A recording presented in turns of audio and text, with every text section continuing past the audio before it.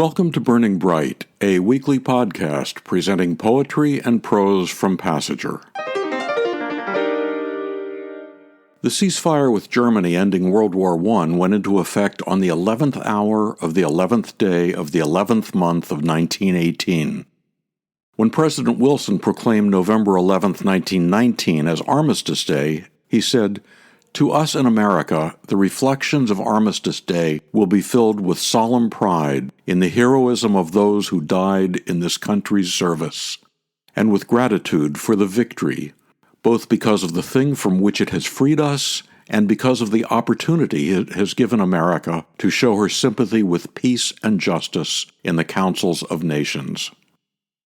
Armistice Day was renamed Veterans Day in 1954. In 1971, it became one of the federal government's Monday holidays. On this edition of Burning Bright, some pieces about veterans. But first, a piece about growing up on military bases. Charles West said he was an Army brat, raised on various military bases around the world. Here's an excerpt from his essay, Teaching Eddie Haskell to Kill. We lived in forts. Mothers never worked outside the home. We didn't live anywhere. We were stationed. We didn't move. We were transferred. Our houses were quarters. We didn't go on vacation. We went on furlough. We policed our rooms. We were dismissed from the table. We shopped for food at the commissary, for everything else at the PX, the Post Exchange. We didn't have cops. We had MPs. If we needed a doctor, we went to the infirmary, and the doctor was an officer. When President Kennedy was assassinated, we had a day of mourning for our Commander-in-Chief. From Passenger, Issue 54, an excerpt from Charles West's essay, Teaching Eddie Haskell to Kill. Craig Hukill spent a lot of time writing down Army vet Freddie Lee Wilson's story. Here's an excerpt. The Germans may have surrendered in May of 1945, but hundreds of English women kept right on fighting for their black GI boyfriends. That summer, an American commander in Bristol refused to let his black soldiers say goodbye to their British girlfriends before shipping home.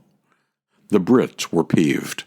Marching arm in arm on the military barracks, they broke down barriers while singing "Don't Fence Me In," a popular Cole Porter tune. The Army ignored their pleas, and when the lonely soldiers were later herded onto trains bound for port, the women stormed the railroad's gates. "To hell with the U.S. Army color bars," they shouted. "We want our sweethearts." An excerpt from Rivals for My Affections, Freddie Lee Wilson, as told to Craig Hukill, from Passenger, Issue 72. David McAleavey said that his poem War Games borrowed its rhymes from poet Ellen Bryant Voigt's Kyrie that begins, "Once the world had its fill of war." He said he used her rhymes as the first words rather than the last words of his lines. War's card, whenever there's a war, may be played by almost anyone. Stunned mom by the hole which, a neighbor tells us, was her child's bedroom, carpooling office workers detouring around bomb scares near their downtown building, farmer making the hay for beef who will feed the troops. All of us giving government what it wants. Any government. Underground operators who will snoop and listen, muzzle and tease. Halls where vets pool patriotic anthems, risk-filled sports reduced to one-lost tallies to keep us hardened and distracted. Robot planes, war memorials, the lack of them, friendly crowds, no crowds at all. Peace is one of war's cards, since even in peace we scheme and struggle. We'd like more peace, more of the good things which squeezes the system, and before long it's back to the obvious. To shoot and be shot at, face whinings down on you, or to whump things back, to wear slashes on sleeves. That's what the dictionary says war is. Not that words catch it. David McAleavey's poem, War Games, from Passenger, Issue 58. We'll end this edition of Burning Bright with Part 2 of Michael Miller's poem, The Young Veteran, from his book The Solitude of Memory. At 6 a.m, he runs 5 miles, scanning the leaves for snipers, the trail for roadside bombs. He imagines the vultures waiting in the trees, their great wings flapping slowly as they descend to eat the body parts. He remembers shooting a dog carrying away Medina's arm. "Survivor's guilt," said the psychologist at the VA Medical Center as he listened, as if waiting for a bomb to explode.